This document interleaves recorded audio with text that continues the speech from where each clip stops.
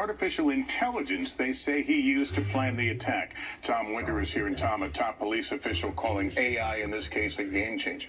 Well, that's right, Lester. The potential use of AI by criminals and terrorists in planning violent incidents has been one of the most talked about emerging problems by law enforcement officials coast to coast over the past year.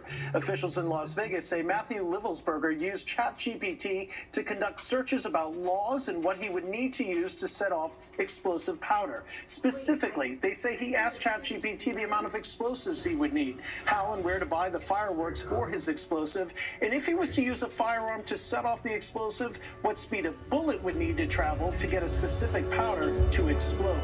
He also asked AI how he could avoid detection. Police in Las Vegas believe this is the first large-scale incident planned with help from ChatGPT in the U.S. The NYPD says AI has already been used by the terrorist group ISIS to help them make anonymous propaganda. Some very specific information there. And did officials talk about the suspect's writings released by a podcaster? Yes, Lester. The sheriff confirmed and called that a manifesto and says the conspiracy-laden email sent to podcaster Sean Ryan is authentic. It referenced drones, the Chinese spy balloon, and other events tied to the military, some of which NBC News has confirmed are not true. All right, important information, Tom Winter. Thanks very much.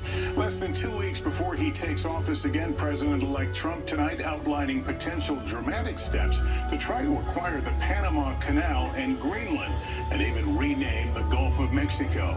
Dave Gutierrez has more.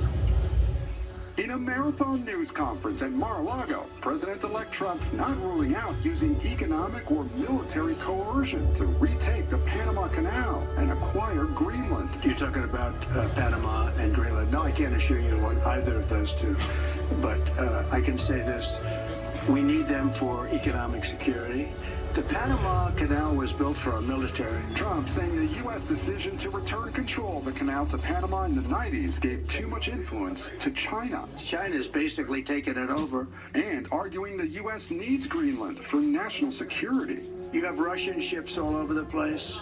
We're not letting that happen. The people are going to probably vote for independence or to come into the United States. The provocative comments Donald Trump Jr. visited Greenland today, and the Danish Prime Minister vowed that his country's territory is not for sale. Here as tourists, seeing it looks like an incredible place. But his father laying out an aggressive foreign policy, expanding U.S. influence, even wanting to change the name of the Gulf of Mexico. The Gulf of America, what a beautiful name.